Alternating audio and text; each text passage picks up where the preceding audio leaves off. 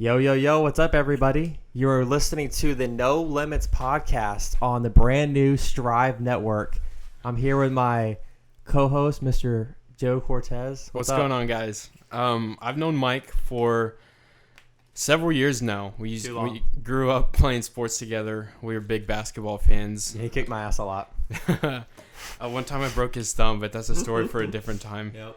Anyways, we just got back from hitting up some garage sales. So both of us follow Gary Vee a lot, and we go out and flip stuff for the fun of it, occasionally to make a quick buck. But Yes, sir. more than anything, the most fun is ripping off people for $1 and Right selling at their own house, right in their own property. selling their Just prized ridiculous. possession for $80. So without further ado, guys, let's get right into it. All right, so we'll just go into what we did today and why it's so easy and important for anybody who's young who wants to start doing business. How you don't have to have a great idea or a whole lot of money to start a business. All you got to have is some wheels, $20 cash, and a little bit of knowledge. Yeah. So how did you get started in the flip game, Mike?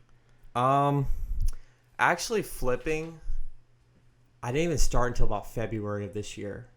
So I've only really done it about 8 months maybe, and I've literally already made probably $5,000 doing it in about 8 months. I don't even remember how I started. We were definitely watching Gary Vee trash talk videos, and me and my friend Dylan, we were in government lab class at school. Yeah. And we were watching these videos, and somehow he went first. He just went to some Goodwill in Seguin. I had never been to a Goodwill in my life. So Dylan started the flip game before you did.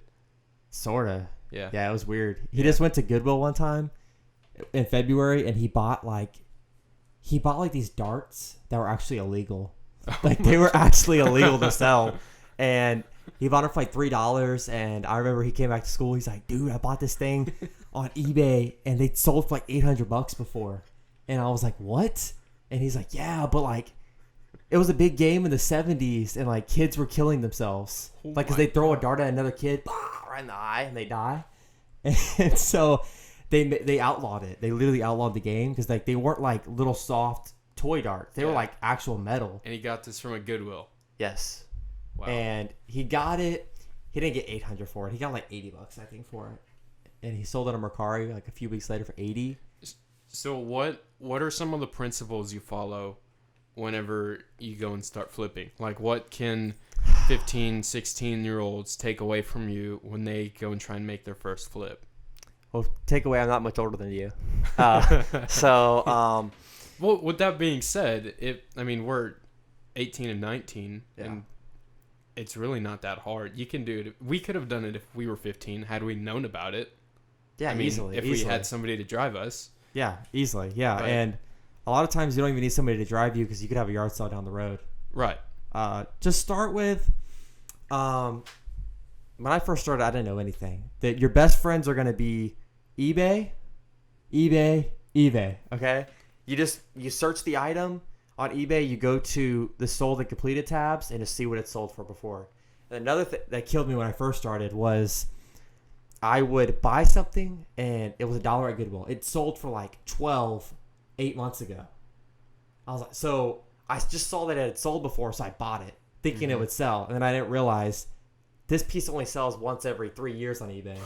So yes, I still have some of those pieces. You just got to look at how quickly and often things sell too.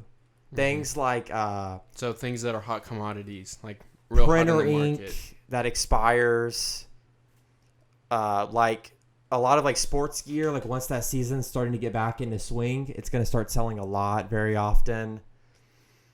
Things like that to keep in mind. Another thing is you got to always keep in mind your fees when you're flipping. Oh, look at that. I literally just sold the flip item while we're sitting here. I sold the Champion puffer jacket. I got it at Ross. I just got 60 for it. I paid like 25 for it at Ross. Jeez. That's OP. But you just learn like what's valuable and what's not valuable and what's worth taking home and what's not. Yeah, like what sells quickly, what's going to sit in your closet for several months. Yes. Yeah, like that big ass table that you could buy for 50 and you could sell it for 80. It's not worth it. Right. Because then you have to deal with shipping and handling. And your fees and all that. You're not going to make anything. So what's your favorite flip ever? It just happened. That golf bag. The Grey Goose golf bag. Yeah, the Grey Goose golf bag. Yeah, I bought it for $5. You were there. I was just on some lady's curb. Would you do $5? Sure. And then I sold it 3 weeks later for $150. Profit, pure profit after everything is like $105 for that.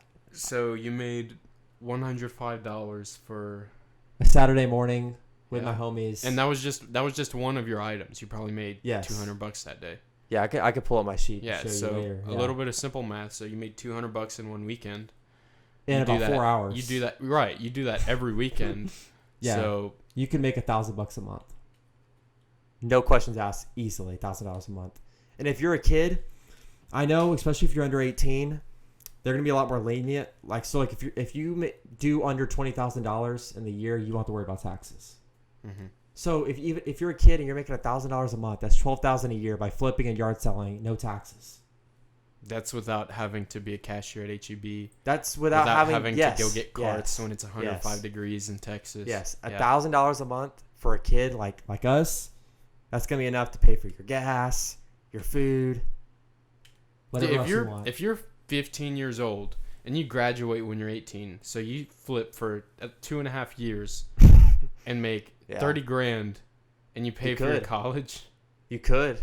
Yeah. You could pay for a brand new F-150. You know, I wouldn't recommend that. That's not smart. No. You could buy a down payment on a property. Yeah. And buy a piece of real estate when you're a kid. You could just from going to yard sales.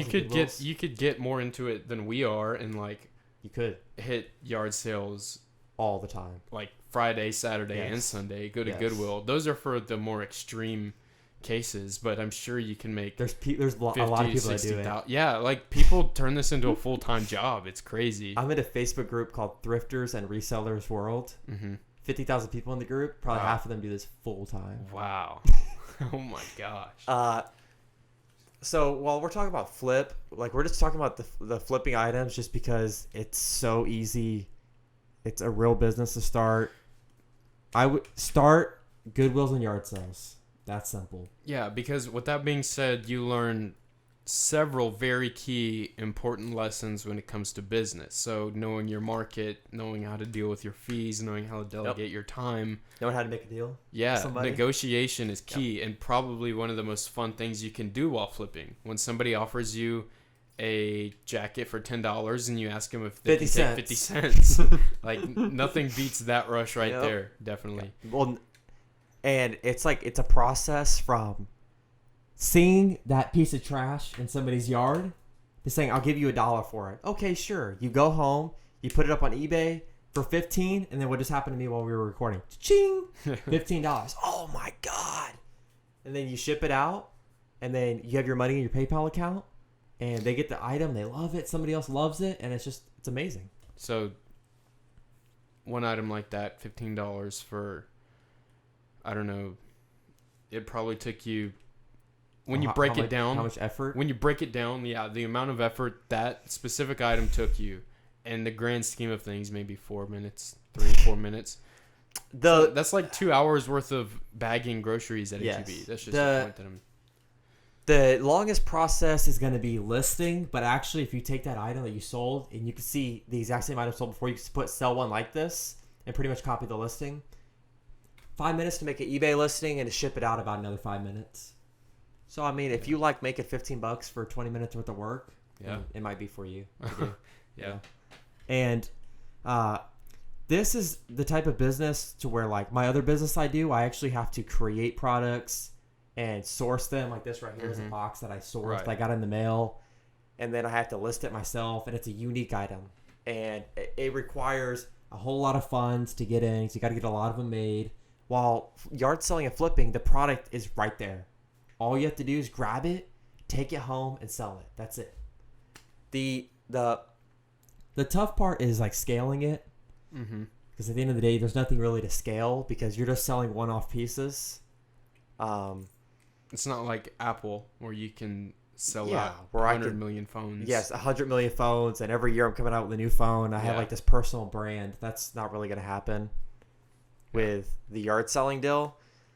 But it's for everybody, but it's really just an introductory business. For sure. In my opinion. So that's our little spiel on the flip game. How to get started in the game. Yeah. I mean, we just got back, so I guess our brains are still hot on the topic. That cowboy hat we got today. Oh, gosh, I forgot about that. We got a cowboy hat, Stetson El Presidente. Yeah, it was a president hat. For $100. Yeah. And we were, like, this guy was telling us Bunch that of it was worth. bullshit. He was telling us it was worth $1,000, and he was selling it for capping a 100. little bit. And we were like, okay, sure, yeah, I bet so.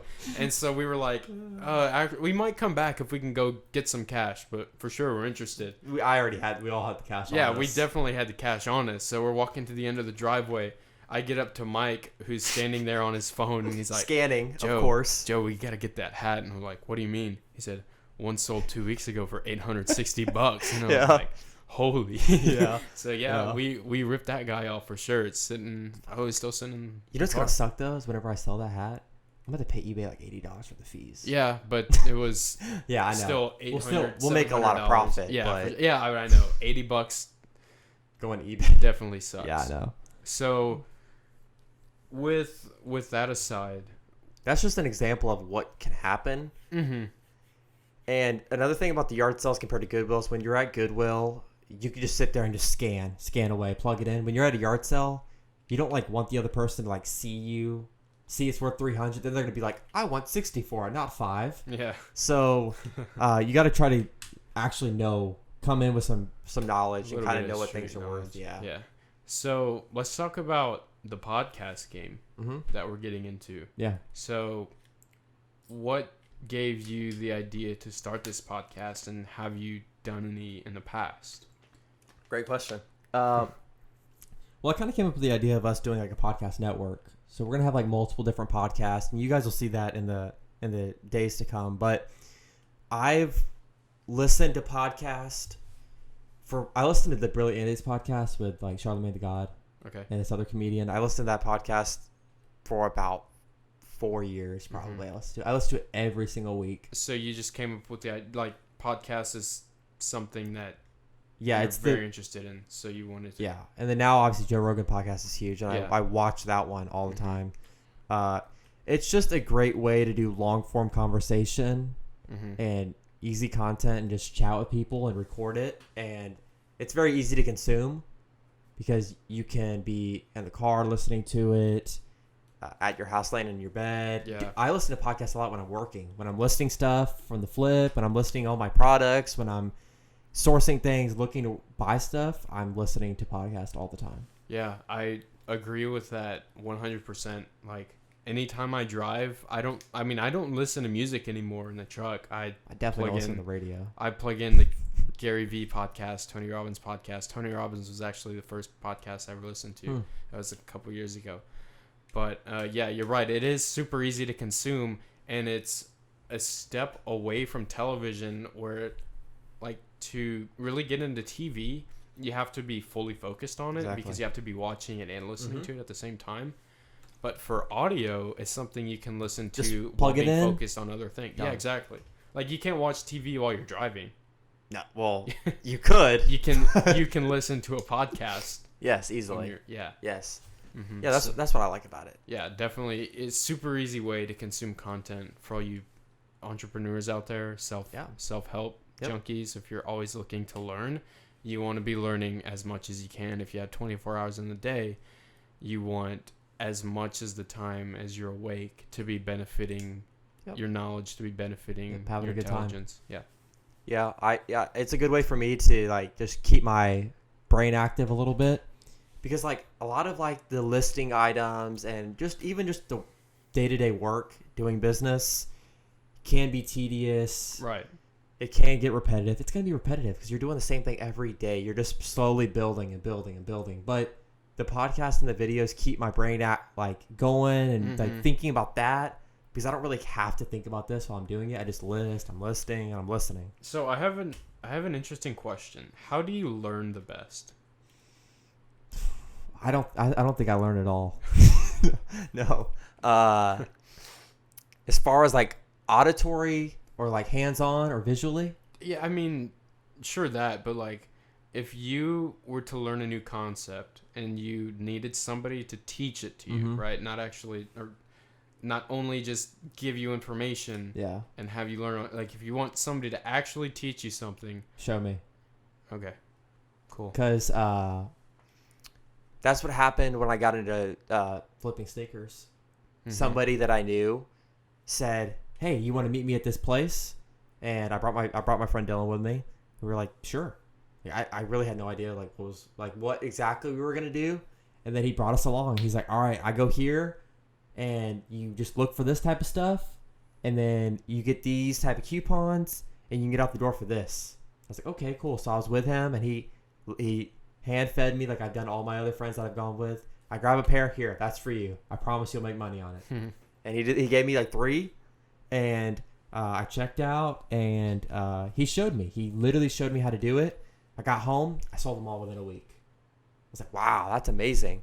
And then as far as actually learning it, like you said, it took him showing me, but then it took me actually going out and doing it. So then what kind of student were you growing up? Now, I know. Yeah. So I knew you like as a student, obviously, since when we were first, second grade, third grade even. But I've always known that you've been like a smarter kid. I know you didn't apply yourself as much as you could have in school, but nonetheless, you're still pretty smart and bright. What were you like though as a kid? Like, were you curious about things? Yes. Were you? Yeah. I was very curious. I was really good in school when I was younger. I still am not terrible in school. Yeah. A lot of times I just don't care. And when I was in high school, my parents wouldn't really care. They weren't going to be on me if I failed. So what interested you the most when you were growing up? Like, what made you happy? Oh man, when I was really young, I was big into Toy Story. Big. I watched the movie hundreds of times. Like, I obsess over things. Really? I was big into Toy Story. I was big into space. Like, I had my ceiling like painted with all the stars and everything. I was big into snakes. Dang, I hate snakes. I hate snakes. I hate them.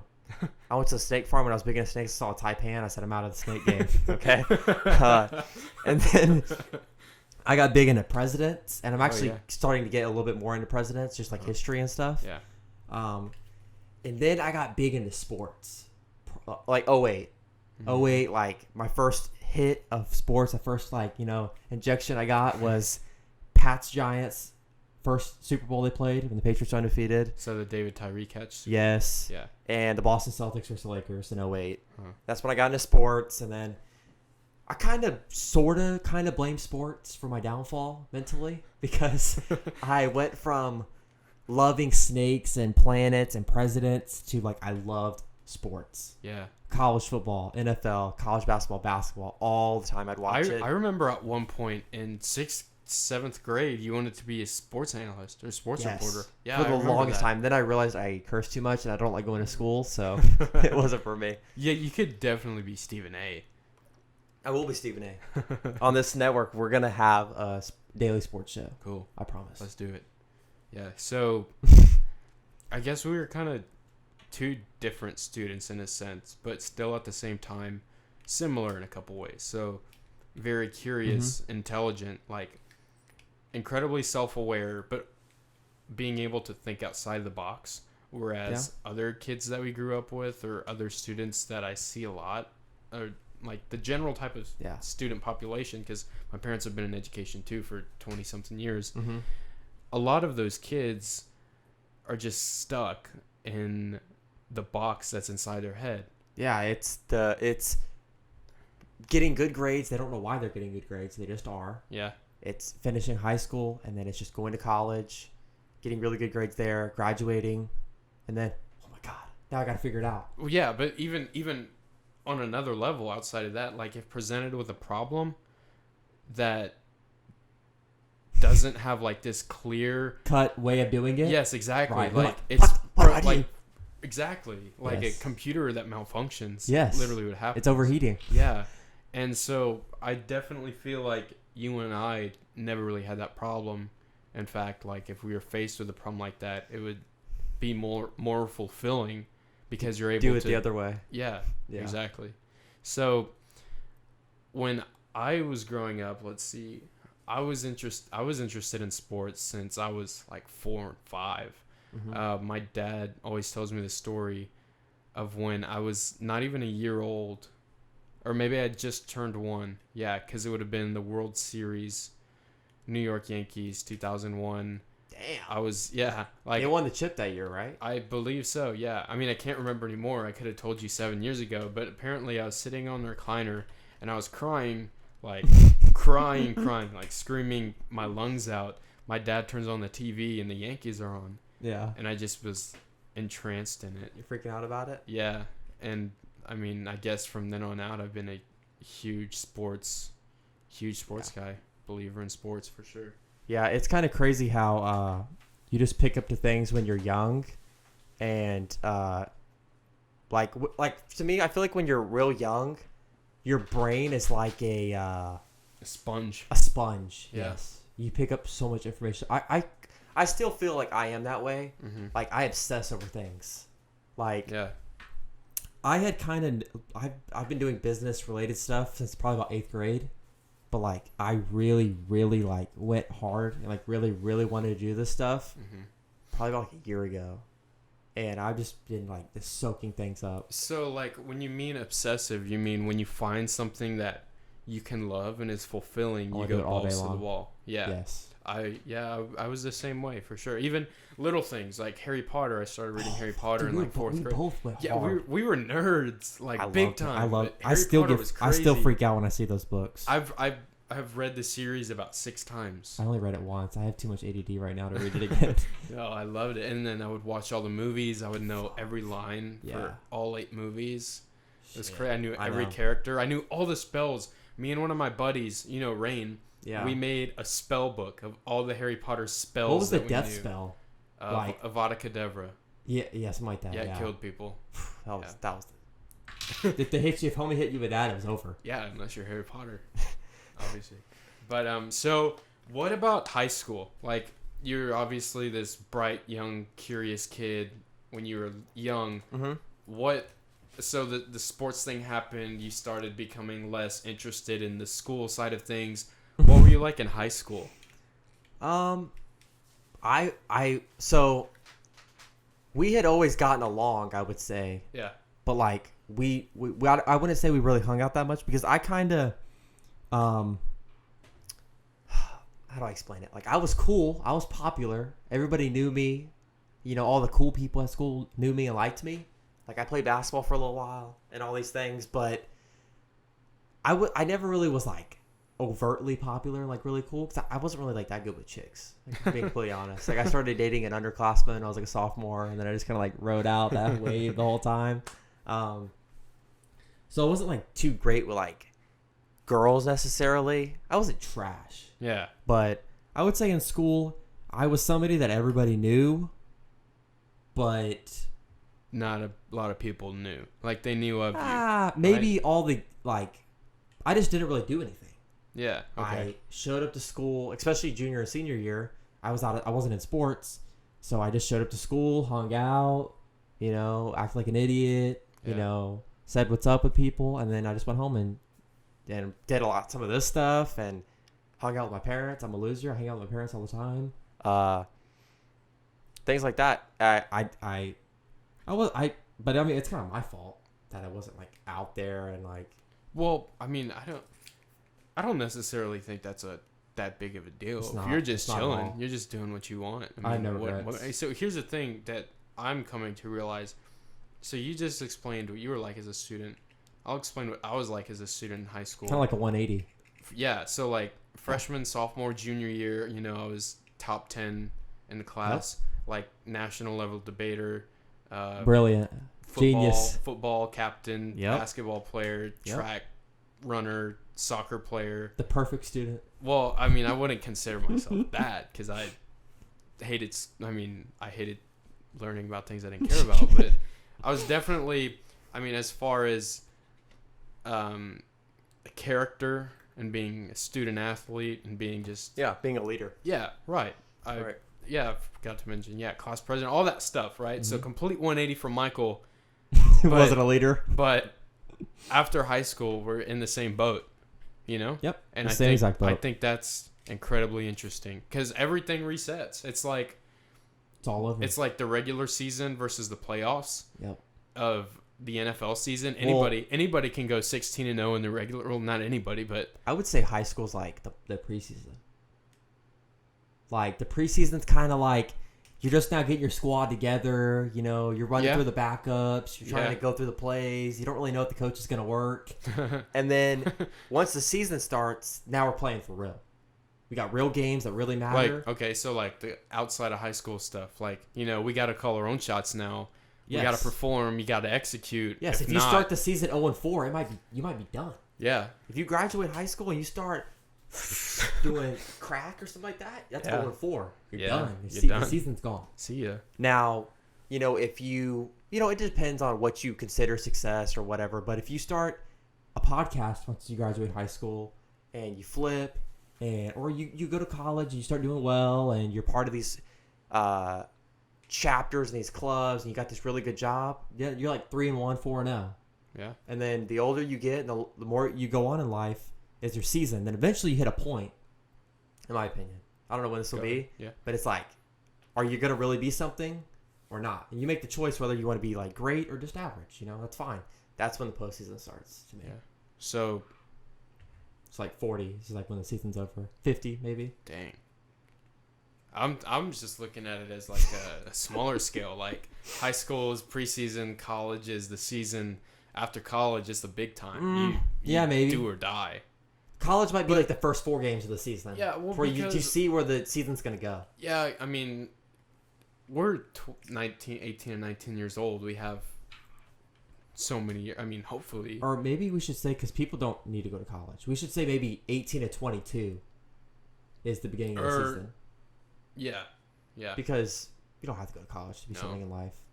You don't have to have a degree to get on this mic right here and start posting and doing things. Yeah, so I just mentioned about a lot of the things that I did in school, and we'll probably do another episode where we go more in depth of like our school career and whatnot, how we evolved as students. But I'm not in school right now. Yeah, I got accepted into the University of Texas McComb School of Business, and I turned it down. I know, because I wanted the best education. Just to create some context for the people listening, like I'd said about Joe, like being like super popular, just like the idea kid, like ideal kid, whatever. Hey, I go to a community college, which isn't much above not going to college, okay? And great grades, you know, sports guy, badass, whatever, right? And then whenever like you randomly told me like last year at school, I don't think I'm gonna go to college. At first I thought you were capping. I was like, he will. And then I was like, what? Like, Joe, why not? I was like, I always thought that was for you. Yeah. I was like, you're really good at school. I go to college now, but it's kind of like not really. I was like, I'm not really that great at school. I could have never gotten to UT. And you should look at my goddamn transcript. But I was like, wow. And then you started talking to me about some things you were thinking about doing. I was like, okay, well, that sounds good to me. And then I was like, I still couldn't believe it though. Yeah, because everybody has ideas. Yeah, and I think we're so conditioned to think though that even the like entrepreneurs like me and you, like still part of my mind still thinks like college has trained us, like has like wired our brains to think that you need it. And so I definitely think that you made a good choice now. Yeah, I think so. I mean, you'll find out in 10 years whether or not you made a real good choice or not. I just think it's the way you look at it. I think you, the person who makes the decision, is the person who determines whether or not it was a good choice. Because if I decide not to go to college, but 10 years down the line realize I wanted to be a doctor, then I made the wrong choice. Now I don't see that happening. But you could go back to school if you wanted to. Yeah, that's true. But like on the same token, 10 years from now, I can look back and be like, wow, I made an incredible decision because I'm so happy and I've been learning so much and I've been doing so much. I'm financially free. This was the path that I was supposed to be on, you know? So it's just in the eye of the beholder, I guess is what they say. Like, you are the determining factor at the end of the day who gets to decide whether or not you made the right choice. Because nobody else can tell it for you. It's all about you. It's your life and what you do. And like we're here saying that kids who we grew up with or kids that we know and the standard kid growing up, they're all brainwashed for going into college. Well, like who are, I mean, at the same time, who are we to judge though? Like if that's what you want to do, then how it is. Do it. Like a lot of them don't have a choice. Yeah.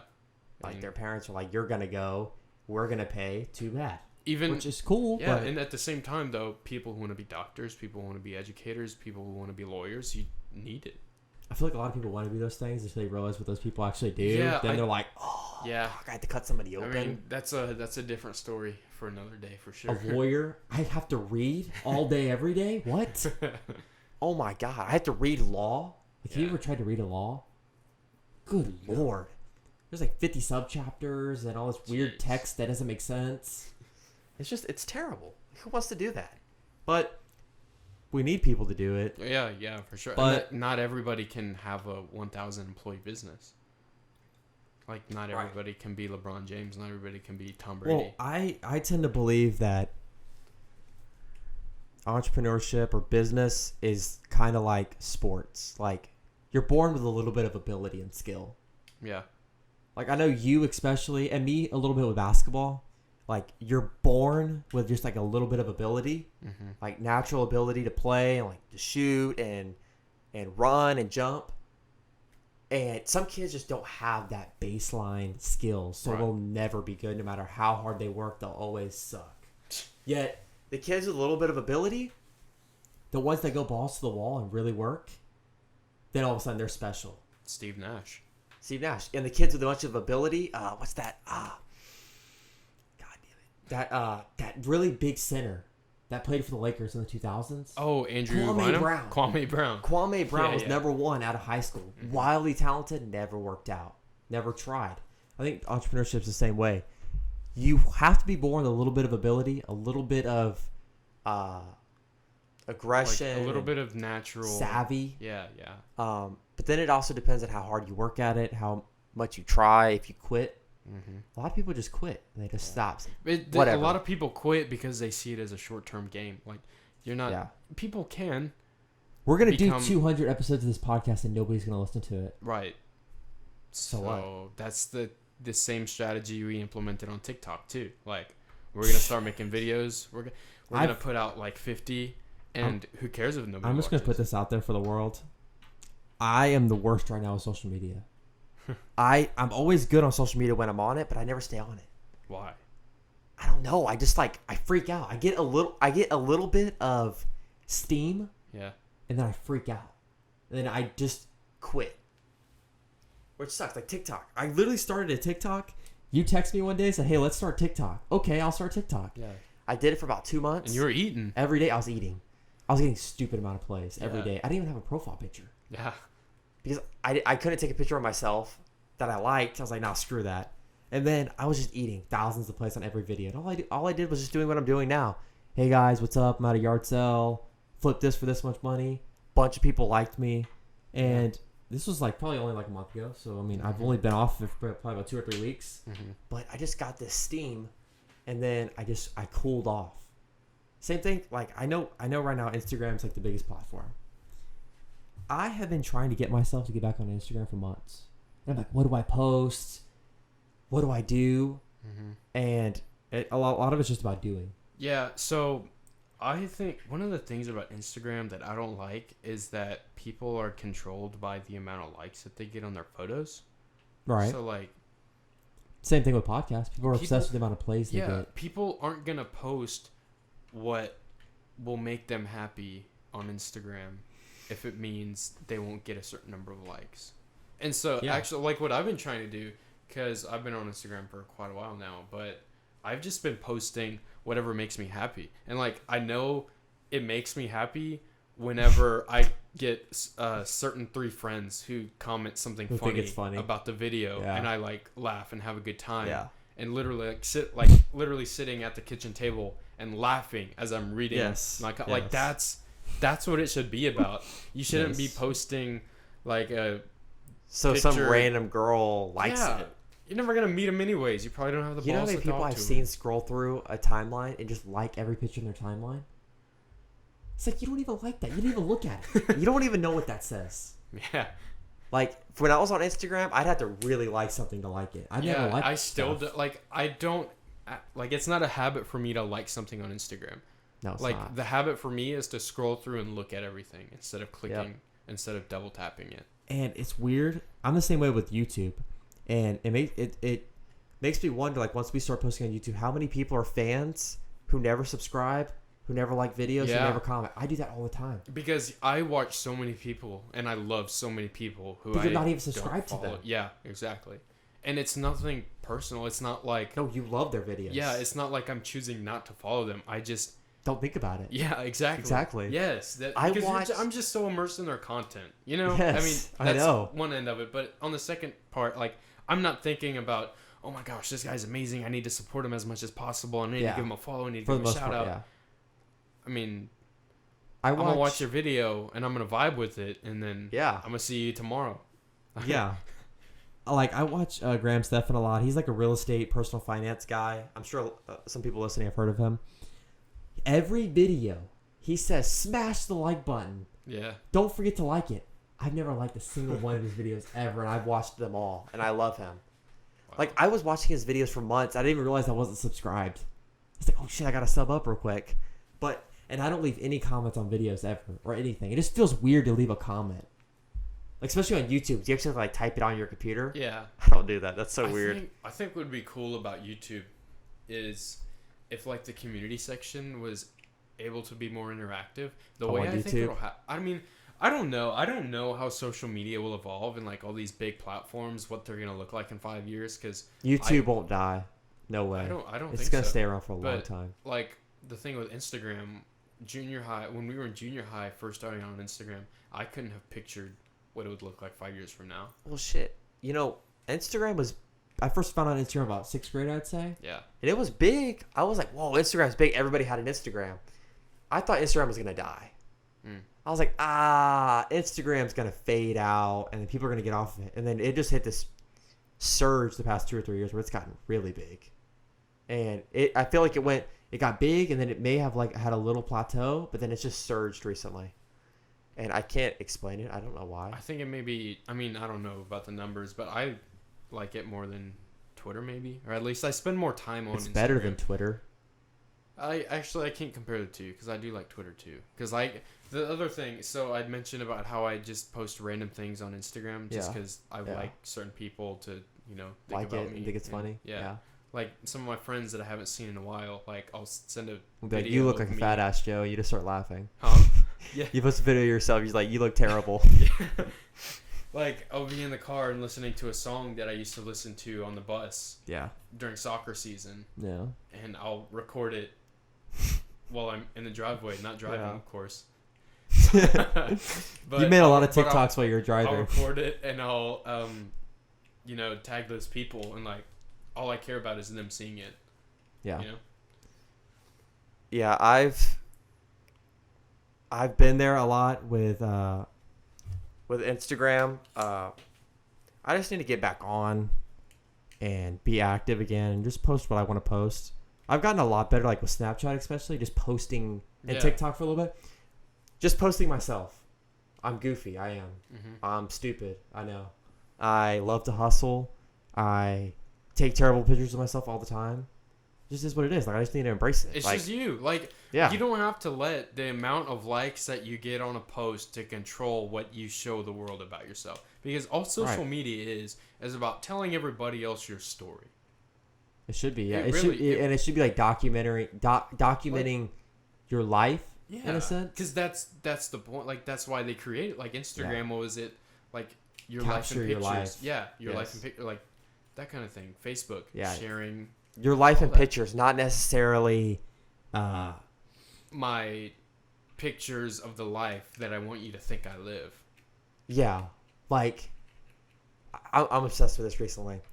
People who are, like, in relationships and the only thing they post on social media is their relationship. Yeah. Like, all their pictures they have is with, like, their spouse or their girlfriend or boyfriend or whatever, instead of just themselves. Mm-hmm. Like, that's not really your life, to be completely honest. Yeah. Like, I've had a girlfriend now for, like, way too long. And Do I hang out with her a lot? No, not really. I mean, we hang out like every week a little bit, and we text and whatever. Yeah. But like, my life is not her.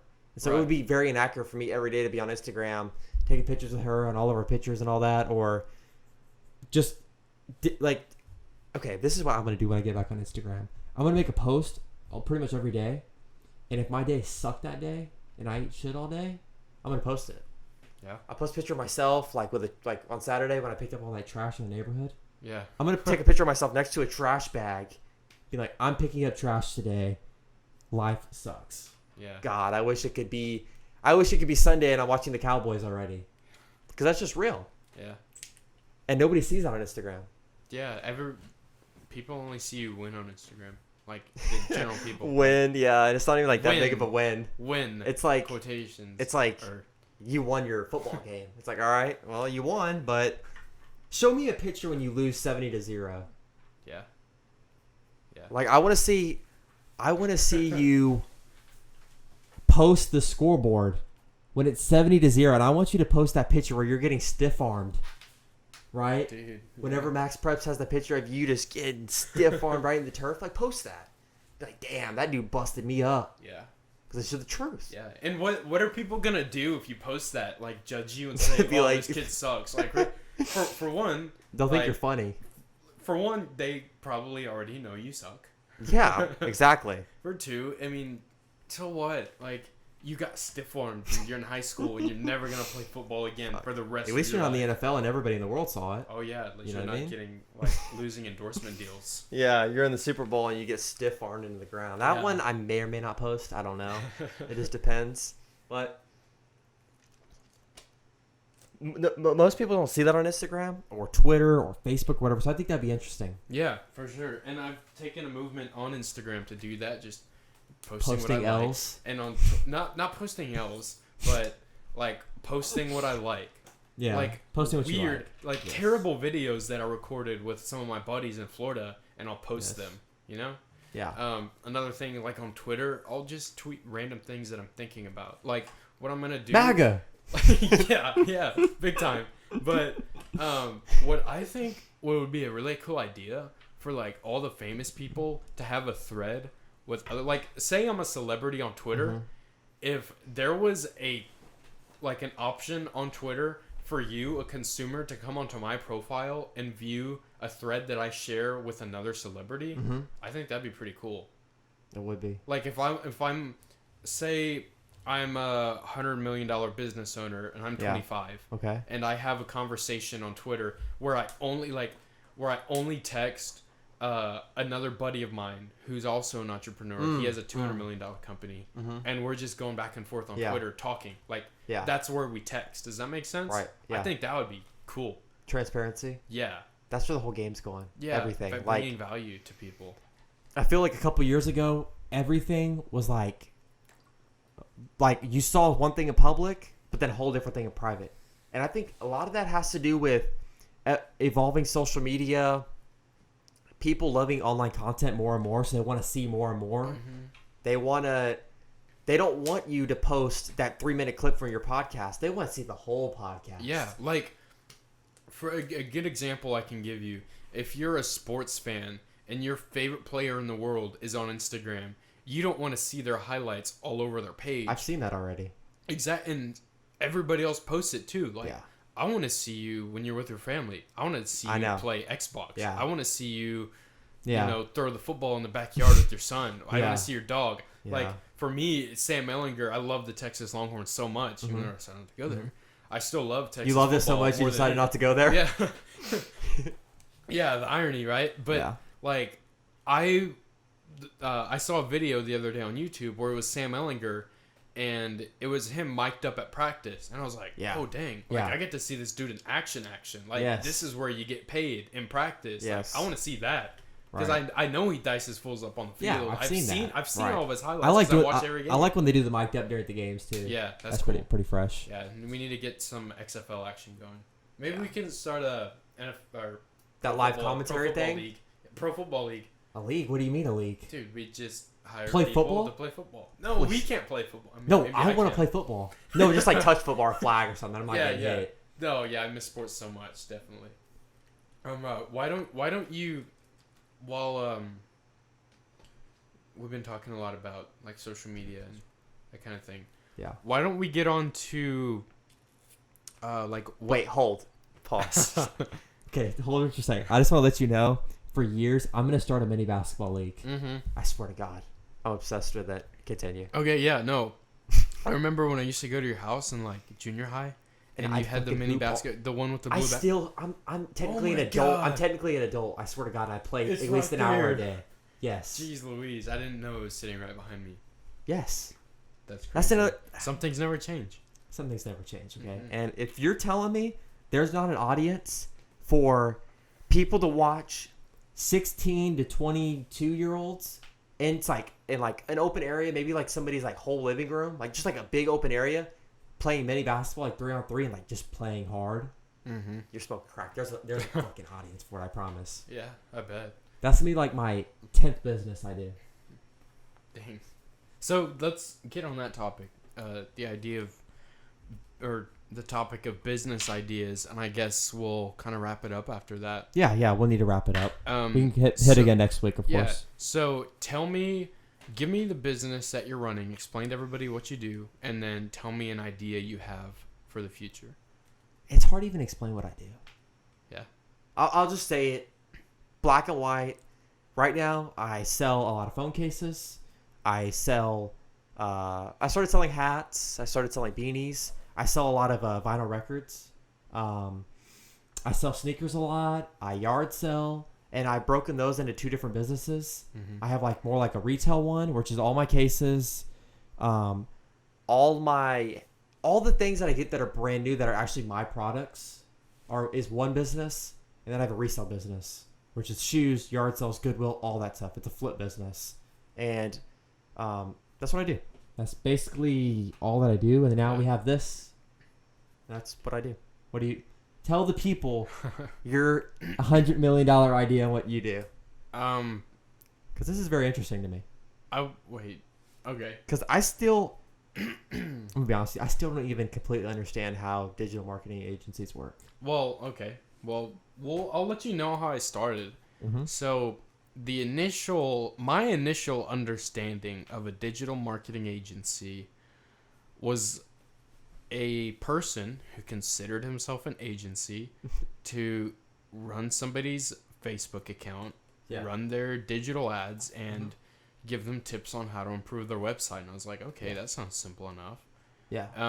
As I was learning more about it, as I started practicing and working with other people, I quickly learned that sucked. Like what kind of fulfillment is that? Right. Yeah. Well, it just wasn't fulfilling enough. I was too ambitious to sit behind a computer screen and post pictures all day on Facebook. So, okay. I mean, but at the same time, I am passionate about marketing because I'm passionate about storytelling. I feel like I'm a pretty intriguing storyteller. I just know anytime I tell any sort of story, people just listen to me. And the key thing about marketing is your branding message, right? So I'm just learning all these things about, branding and strategy. Just do it. Nike. Big time. Yes, exactly. So the key thing about that, a little insight for the audience, the importance of the brand story is that the brand isn't the hero of the story. The consumer is the hero. So, and you think about just do it, you're not looking at Nike as, wow, you're saying, Nike's so cool. You're saying, wow, Nike makes me just feel do so it. good. Like yes, exactly. That's how this network's gonna be, baby. Yeah, for sure. They're gonna listen and be like, "Fuck, I gotta go do it now." So I've gotten really big into content marketing, distributing pieces of content for businesses, distributing them through the different channels. So like YouTube, Facebook, Instagram, LinkedIn. Audio. Hopefully your audio is not patio. Audio, podcast, text, communities, email, everything, right? But what I really like about it is planning for it and having a vision and carrying through. Like I'm big on being a visionary, and I like assembling teams because I like being a leader. and then watching it unfold before my eyes. That's exactly what this podcast is going to be. I had the idea. I knew I wanted to do it. I knew you wanted to do it. And I said, you know what? I have this idea for this network thing, right? And it's big. It's big. This big-ass idea. I'm like, why don't we just start? Yeah. We do a show. I got another friend that wants to do another show later this week, which you guys will see on the same channel. And we're just going to do this. We're on 2 mics in my bedroom. Yeah. That's a 10 by 10. It's a tiny bedroom. We have a rinkety light here. The MacBook is literally overheating right now. Okay? And we're just doing it. Just do it. We're just doing it. Yeah. Thanks, Nike. And it's whatever. I think that's the last thing we should share with the audience. I think the biggest thing that you and I have both done when it comes to business, and the most important thing that anybody can learn from as well, is that in order to improve in anything, in order to see growth, you just have to do something. Act. Do it. Yeah, I know. And that's a problem with everybody, especially me. Is I told you about these 2 businesses I did. I don't even remember how they started. I just did it. Yeah. And then all of a sudden I had this business that I did all the time. I did every day, every week. I was thinking about doing it, and it just became a habit. And I don't even remember how I started. I just started. You know what I mean? Mm-hmm. And this should be no different. We just started, and it's just going to be a habit, and we're going to get good at it, and we're going to do it every week. And if you think in 5 years we're still going to be here doing this, you're wrong. We're going to be at a studio. Yeah. With real lights. A house like in San Antonio that we're all sharing, maybe? Yes. I don't know. Like something that we own. Yeah. Now, this is my mom and dad's bedroom. This is my mom and dad's house I'm in. Yeah. Okay? And, yeah, like, right now, like, honestly, I'm going to be honest, I'm kind of cocky. I think 500 people will listen to this. Mm-hmm. But in 5 years from now, it's going to be a lot more than that.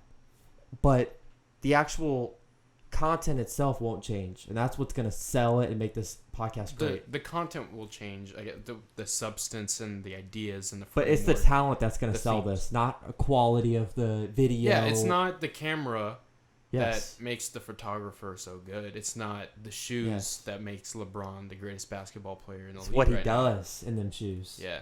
Like these mics and this camera and all this. It doesn't matter if this was a $5,000 podcast. If I was basically lame, or I didn't have anything interesting to talk about, and I wasn't like funny or cool or anything, in YouTube, then nobody would watch. No. Like, I'm falling asleep. Get this guy out. If you're still listening to this podcast, still, obviously we did something great. Yeah. You know? Definitely. What is this? I don't know. This is a minute now. 46 minutes, I think we've been on. Yeah, and I think it could have gone a lot longer. It could go on for like 3 hours. But No, that's why we'll be back again next week. Yeah, so the thing is, I love to talk, and I love sharing my story. I love sharing information. I love teaching.